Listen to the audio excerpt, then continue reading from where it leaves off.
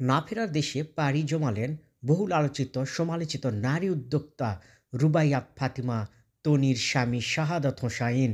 দীর্ঘদিন ধরে ব্যাংককে চিকিৎসাধীন থাকার পর মঙ্গলবার স্থানীয় সময় দিনগত রাত ৩টা ৩ মিনিটে মারা গেলেন তিনি। ইন্না নিল্লাহি ওয়া ইন্না ইলাইহি রাজিউন। সামাজিক যোগাযোগ মাধ্যমে স্বামীর মৃত্যুর খবরটি নিজেই জানিয়েছেন তনি। বুধবার নিজের ভেরিফাইড ফেসবুক পেজে একটি পোস্টে তিনি লিখেছেন, শেয়ার নাই।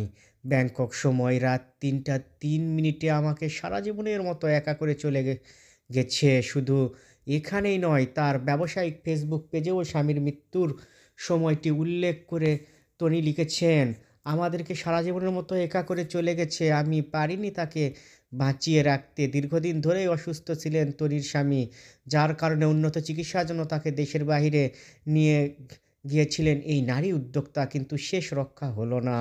সবাইকে কাঁদিয়ে চলে গেলেন না ফেরার দেশে। তনির স্বামী ছিলেন একজন সফল ব্যবসায়ী, যদিও দুইজনের বয়সের ব্যবধান নিয়ে সামাজিক যোগাযোগ মাধ্যমে কটাক্ষের মুখে পড়েন এই নারী উদ্যোক্তা। এসবের জবাবও দিয়েছিলেন তিনি। শাহাদাত হোসাইন তনির দ্বিতীয় স্বামী। প্রথম স্বামীর সঙ্গে বনিবনা না হওয়ায় বিচ্ছেদের পর হাঁটেন তিনি। এরপর ভালোবেসে বিয়ে করেন শাহাদতকে। প্রথমে পরিবার মেনে না নিলেও পরবর্তীতে সব ঠিক হয়ে যায়।